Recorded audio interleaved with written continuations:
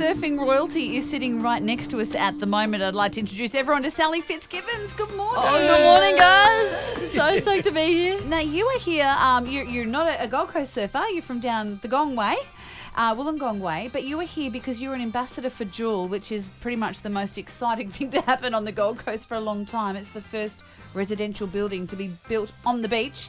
And you've bought an apartment in it already. I have. So South Coast, born and bred. Like, that's still home, but Jill's going to be that home away from home. And I've spent so many years up here on the Gold Coast and, doing the pilgrimage. The parents would pack all the kids in the car and away we go. We'll drive all the way up here for, surfing events and just, to live and breathe the sunshine and the surf. Well, mate, I love that story this morning that you jumped out of bed, ran down, had a surf and realised, I don't know where I'm staying at the moment. I was so excited. I sprung out of bed, wetsuit was on, and I started sprinting down the street, and I was like, somewhere between Kurrawa Surf Club and one of the lifeguard towers. I was like, I guess this will do. Yeah, you know what? I know Brazilian guys that have been here for 3 years doing that. They don't care. How do you find our surf? Reggie, our surf reporter's been a bit sad of late because there's not been the best surf on the coast. I've heard it's been a little bit lackluster, but there was some little 2-footers this morning, and it's just a beautiful morning. Everyone, that kind of hive of energy and exercise, and people start walking along the beach, and I kind of think it's like little hermit crabs. Everyone comes out of the woodwork and just goes, wow, what a stunning day. There's been some breaking news that there's been a shark attack down Byron Way. A man's been bitten on his leg. He's okay. But we just saw that come up on the news as you walked in. Just as you sat down. Perfect opportunity to ask you, a world-class surfer, have you ever encountered sharks in all your years? Oh, that's so heavy. Like, that's one of my favourite spots to surf, at Broken Head, and usually quite crowded, and it's such a tough situation. Like, you don't want anyone to be harmed, and you don't want, obviously, animals to be harmed. So it's in that instance, I have seen a couple in my time in the water. And what happens when you do? Oh, the heart jumps out of the chest, and you've never paddled fast enough. You just want to get out of the water. Sal, do the professional surfers have a theory on why all of a sudden one particular part of the world is just lit up for attacks? From Ballina up to Byron, we're seeing it a lot. Is there theories amongst the pros? Oh, I think there just must be some sort of balance in the ecosystem. Enough food, not enough food, and I'm not too sure, but I guess with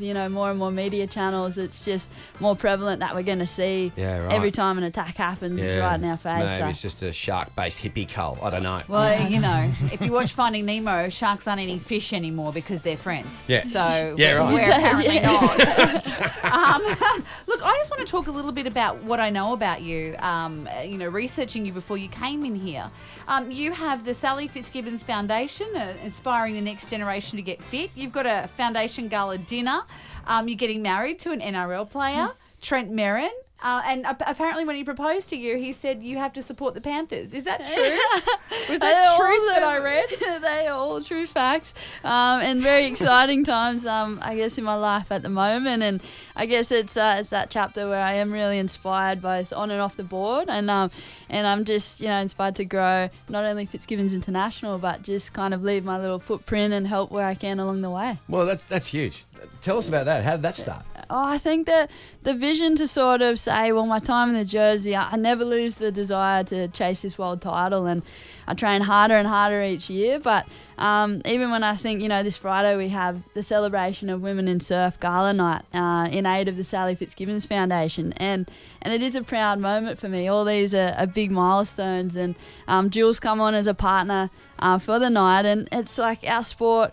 I see so many sports, they pay homage to their legends and amazing moments that have inspired me as an athlete, and I wanted to do that in women's surfing because we don't do it. You credit to yourself, kid. I really do believe that. I just got back from Hawaii. The guys have heard a lot about it, and I made damn sure when I was in Hawaii that I made a comeback to surfing, but I did it on the side of the island where there's no surf at all. Because on the other side of Maui is Jaws, and it's just monstrous. Like, it's monstrous surf. How do you deal with that kind of fright, that kind of fear? What goes through your mind when you're looking at it 10, 12 foot Hawaiian kids are surf? listening and they want to pick up a board and they're scared. What do you do? Oh, for sure. We're actually heading to Maui now we've got our last event in just a couple of weeks. Awesome. So all those fears, I think, for all the grommies picking up their board and saying, oh, I am frightened of being in the water, or being caught under the water, getting tossed around in the white water, and you say to them, well, we all feel those fears as well, but it's about becoming comfortable in that uncomfortable, and just finding your own connection with the ocean. But we do so much training